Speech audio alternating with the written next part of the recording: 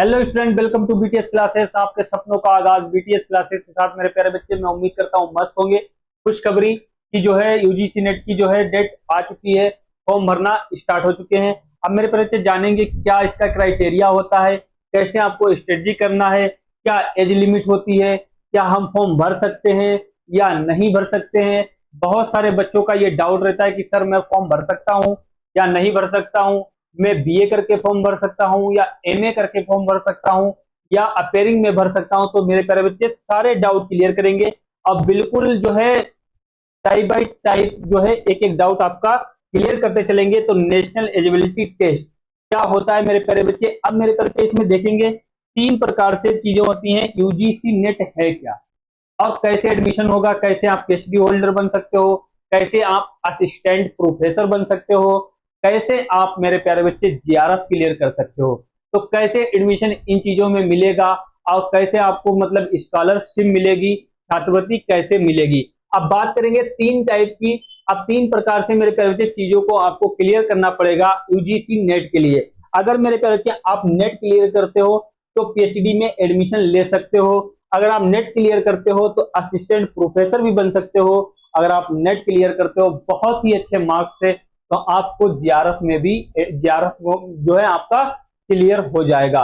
तो मेरे परिचय सबसे पहली बात क्या करते हैं, पीएचडी एडमिशन हो जाएगा आपका। अगर आपने नेट क्लियर करा, पासिंग मार्क हो गए, ओनली पास हो गए, तो आप क्या कर सकते हो, पीएचडी में एडमिशन ले सकते हो। उसके बाद थोड़े इससे ज्यादा अगर आपके मार्क्स होंगे, थोड़े इससे ज्यादा होंगे, तो आपका क्या होगा, नेट क्लियर हो जाएगा, तो आप असिस्टेंट प्रोफेसर भी बन सकते हो। और उसके बाद ये जो तीन चीजें मेरे पे बच्चे क्लियर करना पड़ती हैं, तीन चीजें आपको देखने को मिलेंगी।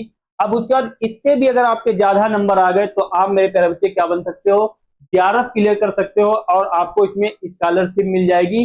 और डिग्री की आप पीएचडी जो है स्कॉलरशिप के साथ डिग्री पीएचडी कर सकते हो। जैसे मेरे प्यारे बच्चे सोचते हैं कि 5 ईयर्स में हमारी क्या होगी, पीएचडी कंप्लीट होगी। आपके घर वाले अब इतने बड़े हो गए हो कि घर वाले से पैसे कैसे मांगोगे, ठीक है, खर्चा कहां से देंगे 5 ईयर्स वाले। तो मेरे प्यारे बच्चे जीआरएफ आप क्लियर कर लोगे तो आपको दिक्कत नहीं, कोई दिक्कत नहीं आएगी। मिनिमम 40,000 से 45,000 रुपए का वेतन आपको मतलब स्कॉलरशिप मिलती है। और 2 ईयर्स जब पीएचडी 3 ईयर्स कंप्लीट हो जाती है तो और ज्यादा आपको वेतन मिल जाएगा, ज्यादा बढ़ जाएगा मेरे प्यारे बच्चे, स्कॉलरशिप और बढ़ जाती है। स्टार्टिंग जो है वो 40,000 से होती है। मैं उम्मीद करता हूँ इतनी बात समझ गए। पीएचडी में एडमिशन अब कैसे मिलेगा, जैसे आपने नेट क्लियर कर दिया तो आप अब इसमें देखेंगे कि कैसे कैसे लाइफ टाइम किसमें रहता है, कितने ईयर का। अब ये भी बात आपको क्लियर करना है मेरे प्यारे बच्चे। पीएचडी में अगर आपने नेट क्लियर किया तो पीएचडी में एडमिशन मिलने के लिए सिर्फ एक ही साल होता है। कितना होता है, एक साल के अंदर अंदर आपने नेट क्लियर किया है तो एक साल के अंदर आप पीएचडी में एडमिशन ले लें। और हमारा नेट का क्या रहता है, ये लाइफ टाइम रहता है। ये हमारा क्या रहता है मेरे पर रखिए, ये लाइफ टाइम रहता है। नेट जो है असिस्टेंट प्रोफेसर के लिए जो नेट क्लियर कर दोगे ये हमारा लाइफ टाइम रहेगा, जीवन जो है जीवन भर यही चलेगा, दोबारा नेट नहीं देना होगा। और जीआरएफ के लिए मेरे प्यारे बच्चे क्या रहता है, 3 इयर्स का रहता है। कितना रहता है, 3 इयर्स का रहता है कि आपने नेट क्लियर करा, जीआरएफ क्लियर होगा तो ये आपका एलिजिबिलिटी कितना रहेगा, एलिजिबिलिटी इसकी कितनी रहेगी, 3 इयर्स की रहेगी। तो आप जैसे आपने दिसंबर में एग्जाम दिया, दिसंबर 2025 में आपको एग्जाम दिया, तो मेरे प्यारे बच्चे 3 इयर्स का जो है 3 इयर्स तक आप कहीं कॉलेज में एडमिशन ले लो। जब आप एडमिशन लोगे तभी छात्रवृत्ति आपको मिलना स्टार्ट हो जाएगी। अगर आपने 3 इयर्स के अंदर अंदर एडमिशन नहीं लिया तो मेरे प्यारे बच्चे जीआरएफ फिर से आपको करना पड़ेगा। बस इसका ये रहता है क्राइटेरिया। तो मेरे प्यारे बच्चे देखेंगे, आगे बात करेंगे। जब आगे बात करेंगे अब क्वालिफिकेशन क्या होना चाहिए, बहुत सारे बच्चों को ये डाउट रहता है कि सर मेरा क्वालिफिकेशन क्या होना चाहिए, कि बीए करके मैं ये कर सकता हूँ या एमए करके ये कर सकता हूँ। तो मेरे प्यारे बच्चे सबसे अच्छी बात है कि आप अगर एमए आपका कंप्लीट हो गया है, पोस्ट ग्रेजुएट हो गए हो, तो आप ये फॉर्म भर सकते हो। आप ये फॉर्म भर सकते हो। तो मेरे प्यारे बच्चे देखिए, एमए उतनी तरह 55% होना चाहिए, अंकों के साथ परीक्षा में शामिल भी होना चाहिए। ओबीसी, एससी, एसटी, पीडब्ल्यूडी तथा थर्ड जेंडर श्रेणी के एमए में 50 अंक होना चाहिए। देखो जर्नल के लिए जो है 55% होना चाहिए, जनरल कैटेगरी के लिए, और अदर के लिए क्या हो 50, मतलब 5% की इसमें क्या है मेरे प्यारे बच्चे, छूट है। 5% की क्या छूट है। अब देखिए 4 वर्षीय 8 सेमेस्टर स्नातक डिग्री कार्यक्रम उत्तीर्ण करने वाले अभ्यर्थियों को न्यूनतम 75% अंक होना चाहिए। न्यूनतम कितने होना चाहिए, 75% अंक होना चाहिए। उसके बाद हम बात करेंगे जैसे आप मेरे प्यारे बच्चे एमए कर रहे हो, अपेयरिंग में भी भर सकते हो फॉर्म, कोई दिक्कत नहीं है। बच्चों का डाउट है क्या सर मैं फॉर्म भर सकता हूं या नहीं भर सकता हूं, तो मेरे पास जैसे आपका फर्स्ट सेमेस्टर चल रहा है या सेकेंड सेमेस्टर चल रहा है या थर्ड सेमेस्टर चल रहा है तो फॉर्म भर सकते हो अपेयरिंग में, उसमें मार्क्स नहीं पूछे जाते हैं। अगर आपका एमए कंप्लीट है तो उसमें मार्क्स पूछे जाएंगे, तो मिनिमम आपके 55%, और अगर जो है 4 वर्ष में आपने किया है 8 सेमेस्टर में, तो आपके 75% मेरे प्यारे बच्चे अंक होना चाहिए। ठीक है, मैं उम्मीद करता हूं इतनी बात आप लोग समझ गए होंगे। अब एमए वाले बच्चे आगे बात को करेंगे, देखेंगे एज लिमिट क्या होना चाहिए। अब इसमें हम बात कर लेंगे एज लिमिट की। अब मेरे प्यारे बच्चे एज लिमिट का भी रहता है कि बच्चे सोचते हैं इसमें क्या लाइफ टाइम रहता है, तो मेरे प्यारे बच्चे नहीं, ओनली जीआरएफ को आप 3 इयर्स में एडमिशन लेना होगा, नेट लाइफ टाइम रहता है। पीएचडी आप 1 ईयर में करिए, आप नेट क्लियर करते हैं। अब देखिए जीआरएफ वाले बच्चे, जीआरएफ के लिए 3 इयर्स क्या है general category and 5 years relaxation क्या होगा for OBC, SC, ST, PWD और थर्ड जेंडर के लोग जो होते हैं उनके लिए क्या रहता है, जैसे जनरल कैटेगरी के 5 ईयर वो जो है जनरल कैटेगरी के 30 इयर्स तक फॉर्म भर सकते हैं, और OBC, SC, ST, PWD 35 years तक फॉर्म भर सकते हैं। इनके क्या रहता है 5 ईयर का क्या रहता है मेरे प्यारे बच्चे छूट रहता है, 5 इयर्स का क्या रहता है छूट रहता है, क्योंकि जीआरएफ में छात्रवृत्ति मिलती है, स्कॉलरशिप मिलती है, इसीलिए क्या रहता है इसमें एज का जरूर देखा जाता है कि कितनी एज है।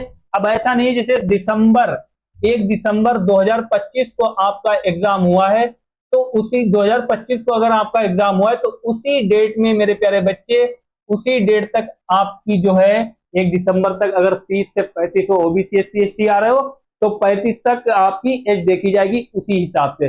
वो फॉर्म में लिख के आता है, जब आप क्लिक करोगे अगर 35 ईयर के होगे तो वो एस नो करके आ जाएगा। ठीक है, उसके बाद हम बात करेंगे दूसरे सेकंड नंबर पर, no age limit for NET. NET के लिए कोई एज नहीं है, नेट आप कभी भी कर सकते हो, लेकिन जीआरएफ करने के लिए आपके पास एज है, एज जब आपकी होगी तभी आप जीआरएफ कर सकते हो। उसके बाद no age limit for PhD, आप पीएचडी भी कभी कर सकते हो। इतनी बात समझ गए होंगे। अब आगे चलते हैं, आगे बात करेंगे। अब क्या करेंगे, difference and benefit of net and GRF. क्या नेट में जो डिफरेंस है और क्या जीआरएफ में डिफरेंस है।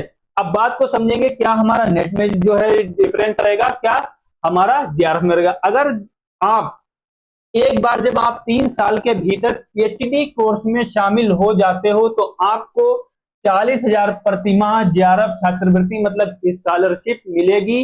आप अगर आपका जीआरएफ क्लियर हो गया, कहीं कॉलेज में आपने एडमिशन ले लिया, जब आप एडमिशन लोगे तभी आपको 40,000 वेतन मिलना स्टार्ट होगा। एडमिशन नहीं लोगे तो आपको वेतन मिलना बिल्कुल स्टार्ट नहीं होगा। तो आप जब एडमिशन ले लोगे तो पर मंथ आपके क्या होंगे 40,000 वेतन मिलना स्टार्ट हो जाएगा। उसके बाद क्या करेंगे, नेट योग्यता केवल सहायक प्रोफेसर व्यक्ति जीवन काल के लिए पात्र है।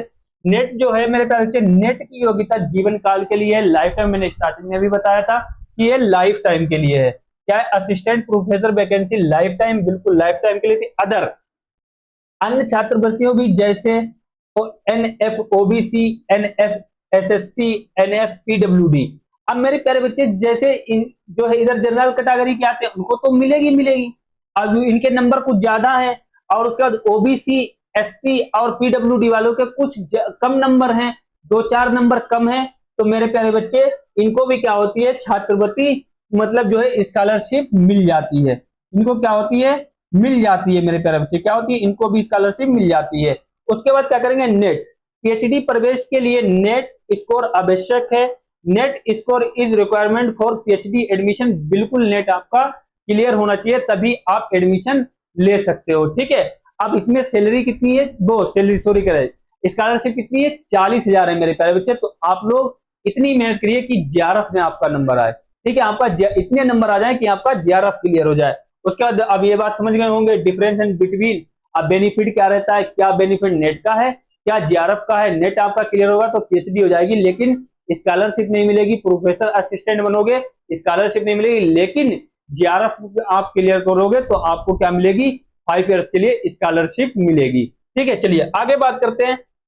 अब आगे जब बात करेंगे मेरे पर एग्जाम पैटर्न क्या रहता है, क्या एग्जाम पैटर्न इसका रहता है, कैसे एग्जाम होता है, क्या रणनीति रहती है, तो तो मेरे प्यारे बच्चे पेपर देखेंगे, सबसे पहले नंबर ऑफ क्वेश्चन देखेंगे। फर्स्ट पेपर, सेकंड पेपर, दो पेपर इसमें होते हैं। कितने होते हैं? दो पेपर होते हैं। फर्स्ट पेपर में मेरे प्यारे बच्चे 50 क्वेश्चन आते हैं, सेकंड पेपर में मेरे प्यारे बच्चे 100 क्वेश्चन आते हैं। टोटल क्वेश्चन ऑफ कितने होते हैं? 150 क्वेश्चन होते हैं। और कितने मतलब मार्क्स का होता है? 300 मार्क्स का होता है। ये क्वेश्चन कितने होते हैं? 50, मार्क्स कितने होता है? 300 का। पर क्वेश्चन कितने नंबर का होता है? 2 नंबर का होता है।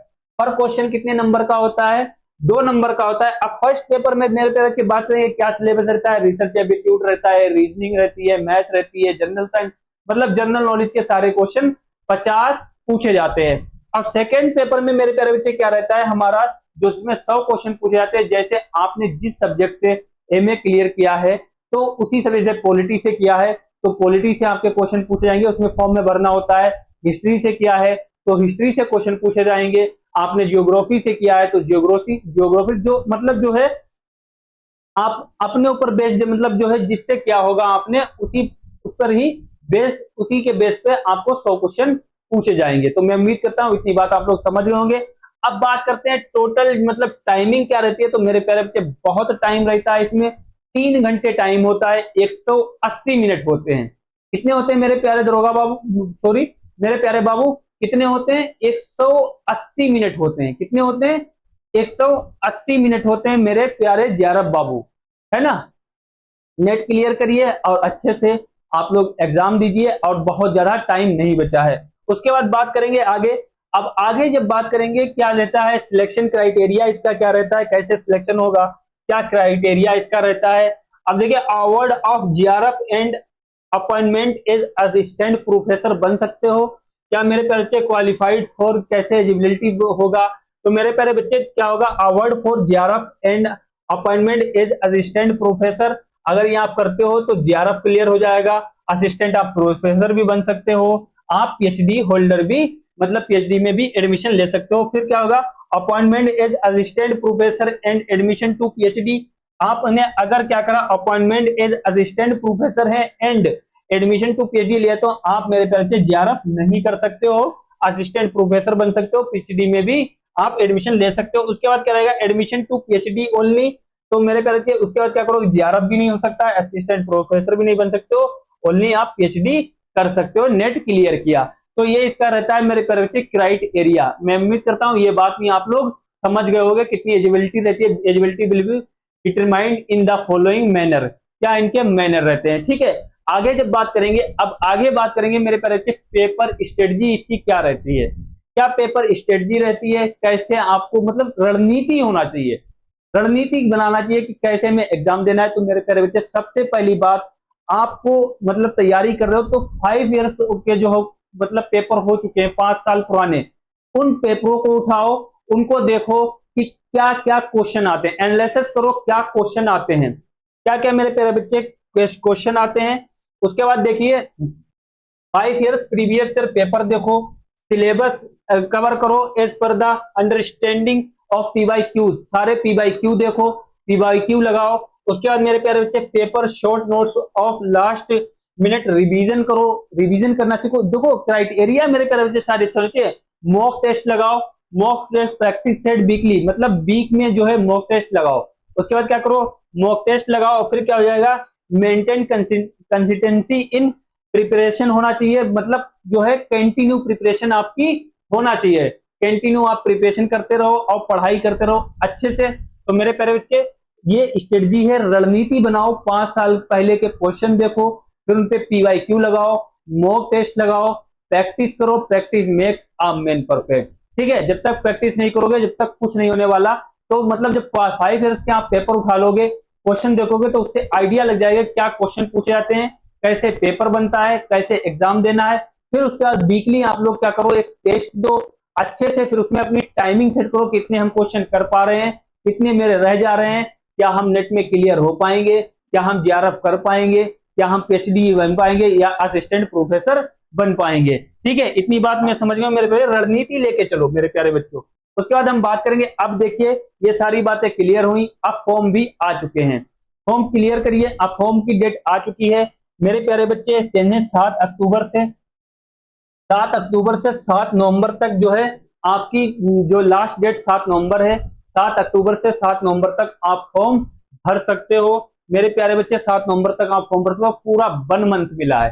कितना मिला है? 1 मंथ मिला है। हो सकता है लास्ट दिसंबर में या जनवरी में एग्जाम करा दिया जाए, क्योंकि अभी जो नोटिफिकेशन आउट हुआ है उसमें कोई ये नहीं बताया, कोई एग्जाम सिटी नहीं बताई है, एडमिट कार्ड के बारे में भी नहीं बताया है, एग्जामिनेशन के बारे में भी कोई डिटेल नहीं दी है। ओनली फॉर्म अप्लाई हो गए, भरना स्टार्ट हो गए हैं। अब मेरे प्यारे बच्चे इसमें देखेंगे क्या है।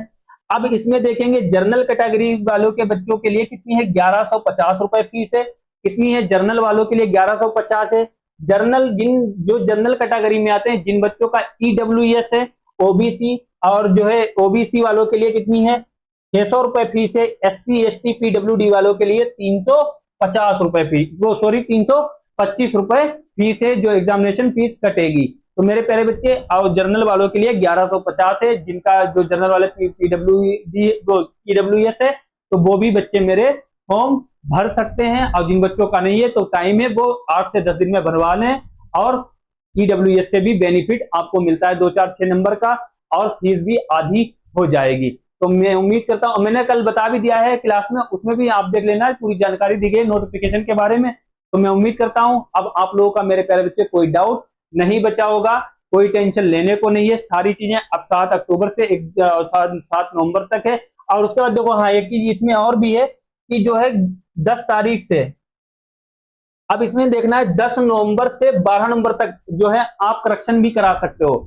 2 दिन का टाइम मिलेगा। 7 दिसंबर को आपका 7 नवंबर को आपको लास्ट डेट होगी, फिर 10 नवंबर को फिर एक बार साइड खुलेगी। अगर बाई चांस आपके फॉर्म में कोई मिस्टेक हो सकती है तो आप करेक्शन भी करा सकते हो। तो मैं उम्मीद करता हूं सारी चीजें क्लियर हो गई होंगी।